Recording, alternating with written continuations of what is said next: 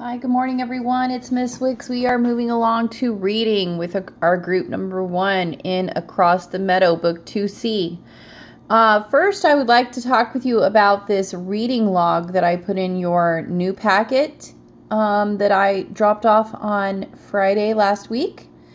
It is a weekly reading log, and what I want you to do is I want you to write down what you read, okay, how many minutes, and then I want you to follow along with what it says for each thing. Each little quick check is different for each day. So our first day, you're going to write 2 new interesting words down that you read. Okay, and then I want your parents to initial it. There is a week on the front, and then there's a week on the back. For your weekend reading, right here, it says weekend, pick a book that you have at home. Okay, write about your favorite part of the book or the text.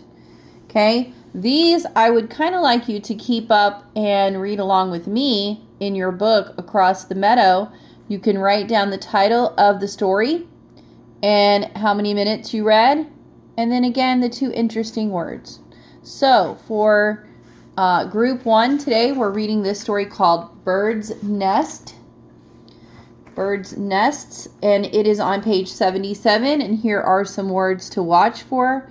They are shovels and design. So just to introduce this story, it's about God's creation and resourcefulness.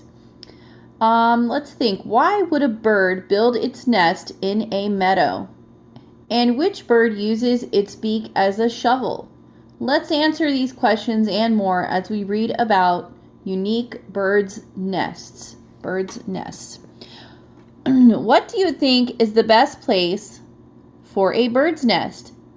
Some birds build their nests low, and some birds build them high. Some put their nests in trees, barns, and even on the ground. You'll know when a meadowlark is close by when you hear its flute-like call.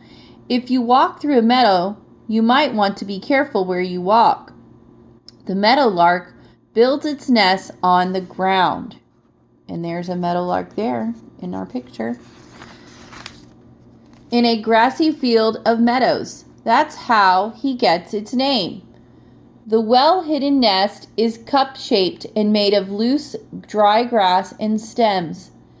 The barn swallow also gets its name from where it builds its nest, in a barn. It finds a high place in the corner of the barn or a shed. Then it makes a strong nest out of mud. The firm, high nest makes a safe home for the young birds. If you see a hole in a tree trunk, it is probably a nest made by woodpeckers. The name of this bird tells you what it does. It works harder than any other bird to build its nest. Woodpeckers tap and dig in the trees with their beaks. When a hole is made, it must be deep enough to keep the eggs safe from the owls. The woodpeckers also use their beaks as shovels to carry out all the wood chips and keep the nest clean.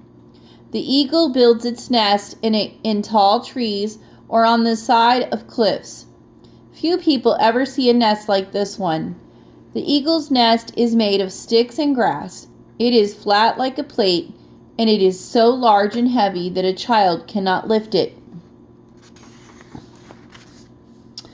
God gave each bird the instinct and the proper tools to build a strong, safe nest in just the right place. Each part of his creation shows a masterful design. So let's look at our questions here in our book. Think about it on page 80. Number 1, which bird nest would you likely see on the ground? Number 2, what is the barn swallow's nest made of? Number 3, other than tapping on wood, what other way does a woodpecker use its beak? Go back to our first question and think about that. What bird uses their beak as a shovel? Number 4, to find out more about birds' nests, you should A, go bird watching, B, buy a bird feeder, or C, read a book about birds. All right, I want you to answer those questions And remember to fill out your weekly reading log as well. Thank you.